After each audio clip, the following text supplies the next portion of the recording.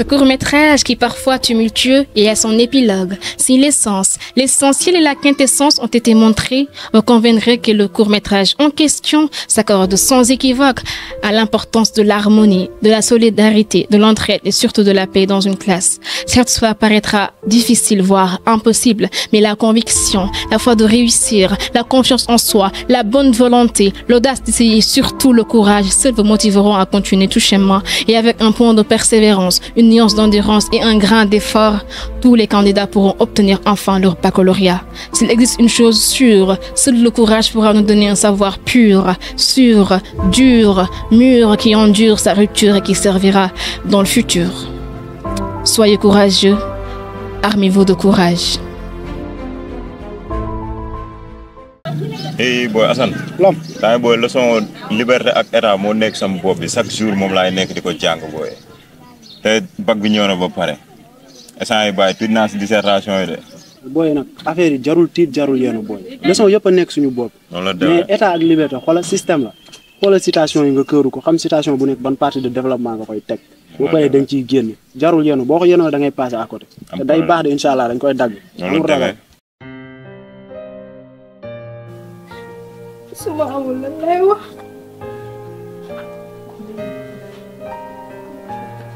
salaamaaleykum. salaamaaleykum. waaw fii xanaa nit nekku fi. Nabou Jaye yow lay jooy. bal li ma digg moo tax ngay jooy nii kaa bi di. monsieur Diagne Nabou la yaa gën a xam li ngeen sekk bu baax nga nekk fi di jooy ñàkk si la ba dee. Maria man jooyuma loolu. lan ngay jooy. mooy loolu. nga bàyyi Malick. loo gis gant yi li ñuy waxtaan booy ba tey. oh yéen ñaar dañoo ko waa ñu ñaar. boo yow ñàkk jom bi kañ la la dugg heure bu ñuy wax jàng rek boo yow nga ne nañ la bàyyi quoi booy la bac sa demee te bac préparation la laaj. waaw xam nekkal nit. booy lu ma yor. sa bal bi téelu ñu ko booy looy waaj. bac la ñuy waaj. looy waaj ñun bac la ñuy waaj. benn maa ngi sama bal maa ngi waaj sama compétition. non mais boo yow kii dafa naan wala nu mu demee nii. waaye kay day font booy. Maria j'ai peur. de quoi. Ça fait 2 ans mu ngi nii may def examen aw ma sama yaay def na lépp li wax ci man mënul fay ma fayee man ba dëgg ba gi lan moo tax. lan naa gëmoo yàlla. ñëpp ndogalu yàlla la. lépp loo gis fii yàlla la te day jeex. yàlla bu ne dangay am te loolu kenn du ci mën daal ne jarul ngay nekk fii di jooy yaa may dégg xoolal bul jooy yow soo jooyee tamit lan laa war a def ak yooyu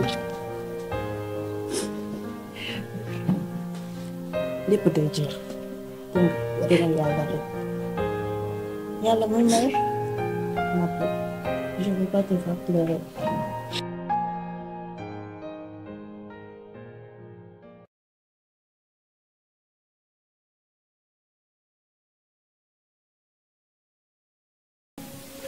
état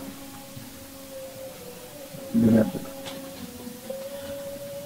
état liberté liberté non franchement mais jamais raison jàng nag jot na franchement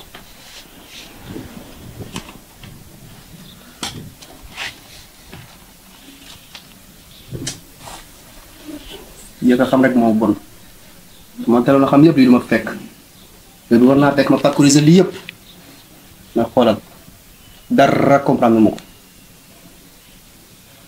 mais bon c'est un forgeron qui devient forgeron ma jéem rek yàlla baax na.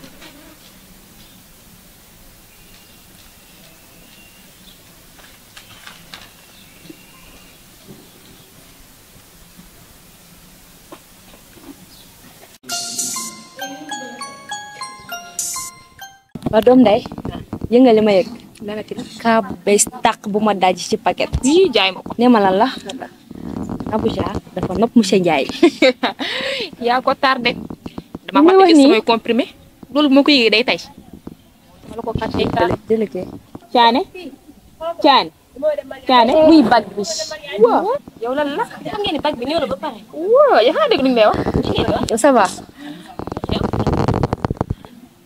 Nabou Jaye dafa nopp monsieur Ndiaye. yéen ñu na tal lool man xaaral ma jàng sama leçon. waaw maanaam doomu nday changé nga. kaa lañ lay tegal muy dem dem na. man loolu wax ma ko fa dama Ndiaye li muy xool ci situation.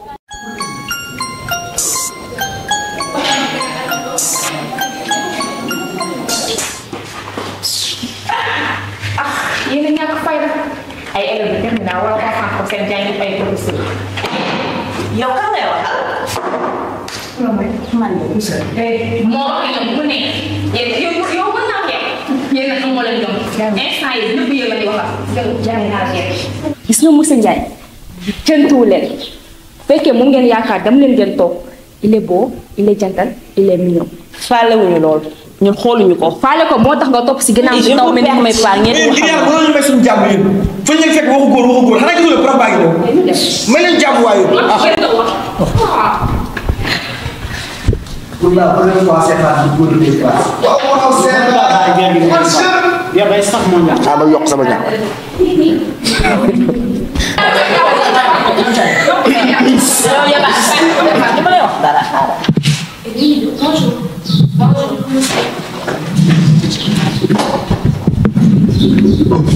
Vous pouvez vous rasseoir. Je veux pas savoir c'est quoi tout cirque. Monsieur. Oui. Avant que vous donniez groupe timide à groupe calme, vous avez xulo bu reuy. yow moo fi kenn laa jël fekkee maa ngi xoolal ragal moo ko dinaa ko monsieur da nga bëgg xam kaa bi man maa la koy wax Nabou Jane mi toog daf la nopp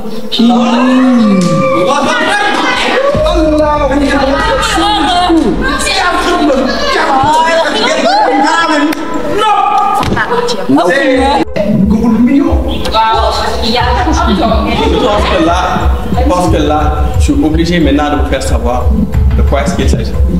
Nabou Jane que vous voyez là, c'est ma nièce.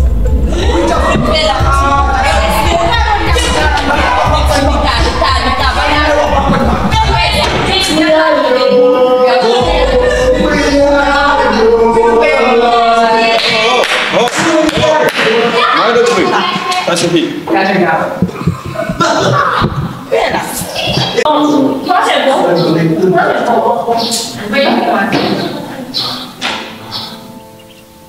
Alors, chers élèves, comme nous avons tous fait le constat, c'est le dernier jour de cours. Et dans une semaine, vous allez passer aux hostilités. Il est important de comprendre que vous êtes dans le dernier combat. Le dernier combat, en fait, c'est la phase la plus importante. Pendant 9 mois, vous vous êtes en tout cas donné à fond. Vous avez donné tout ce que vous avez révisé. Il y en a même qui ne dormaient pas la nuit. Mais malgré tout, vous vous êtes donné à fond pour qu'aujourd'hui, vous puissiez en fait affronter cet examen. Donc actuellement, je peux dire que je compte totalement sur vous. Armez-vous juste de courage et également de concentration. Parce que ce sont deux choses qui sont très importantes durant ce processus court qui vous attend. Comme vous pouvez faire la comparaison, le sportif qui s'entraîne pour une compétition, le sport est bien plus compliqué, bien plus difficile, bien plus long. Mais si vous faites bien le constat, le jour de la compétition, en un temps record, le résultat est affiché. Car la course se fait en moins de 10 minutes et puis on a le résultat. Donc vous comprenez que le plus long combat, la partie la plus difficile a été déjà effectuée. Et comprenez également que vous avez le bac, vous méritez le bac. Car pendant 9 mois, vous donnez d'arrache-pied, mais vous ne pouvez pas ne pas mériter le bac.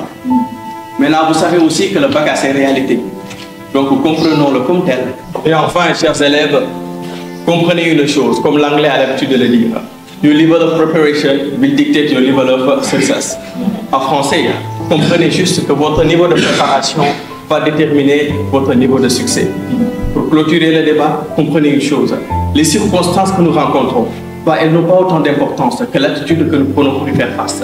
Car c'est cette attitude qui fera la différence entre le succès et l'échec. Donc sur ce, chers camarades, chers élèves, mes futurs bacheliers, je vous dis bonne chance et à très bientôt.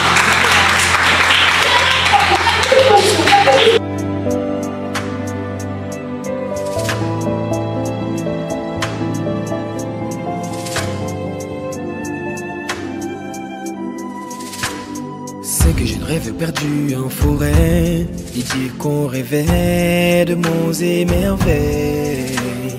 À qui la faute, c'est sa faute, c'est ta faute, c'est ma faute. Et je n'ose pas lui dire, chacun a ses défauts. Hey, pour sortir d'ici, hey, il faudra se tenir la main. Hey, pour partir d'ici, les gars, il faudra se tenir la main.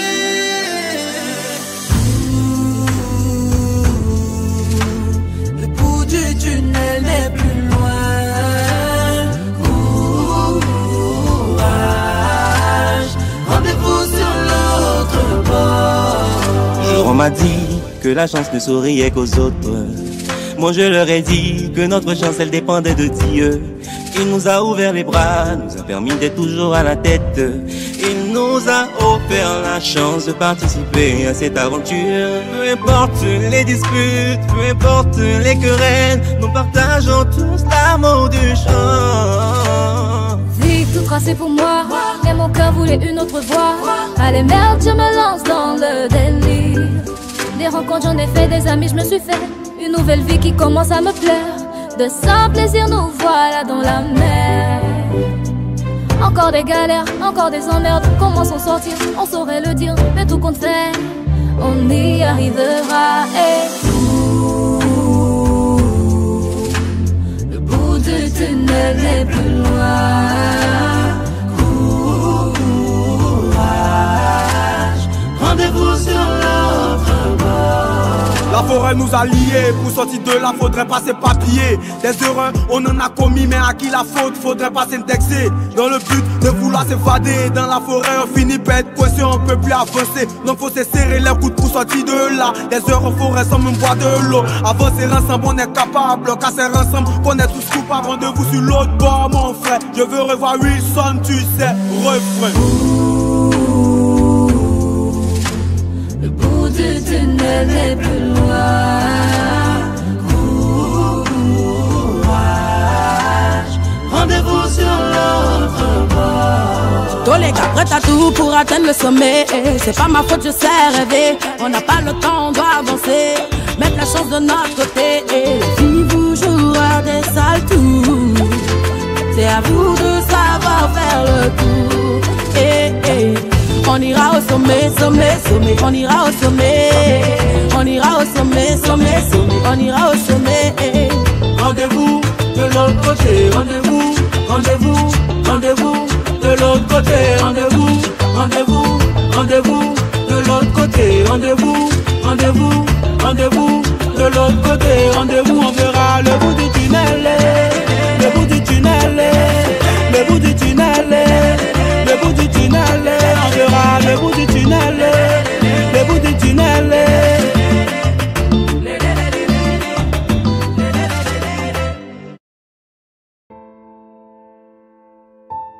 Dans cette classe, certains ont obtenu leur baccalauréat, d'autres ne l'ont malheureusement pas obtenu. Mais échouer, c'est avoir la chance de recommencer, de réessayer d'une manière beaucoup plus intelligente. Félicitations mes camarades, voici le bonheur d'avoir le baccalauréat. Vous êtes là. Ça, ce sont mes bacheliers. Et vous êtes bien habillés là. Ah monsieur, c'est l'effet du bac, un bac de fanner. Attends, c'est Tchane qui vient de parler ou bien... Wow. Mais monsieur, mais il est blanc les sols. Ah non, c'est juste que, vous savez, je suis un philosophe, donc moi j'ai pas trop ce temps-là. Voilà, la vie est belle quoi, comme on le sent quoi. Eh, bac day def effet. Good night. Good night.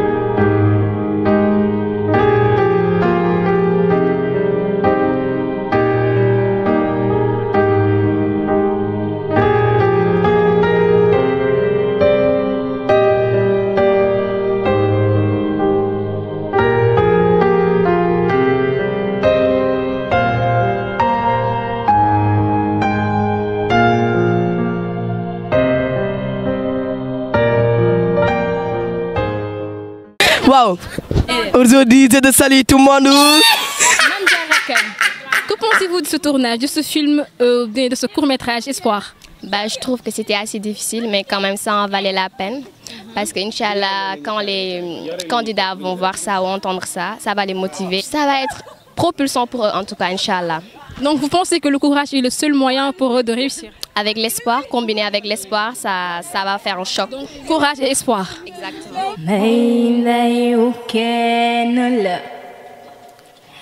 Bye bye nyapula nay nayu ken la bye bye nyapula sama yaay je sama yaay gisuma ko malay manawece yow mi gën ci man yow mi gaaw ci man yaay booy sama galaay bu bëggi jot sama jikko laala sama yaay duma ko kafe duma ko fowe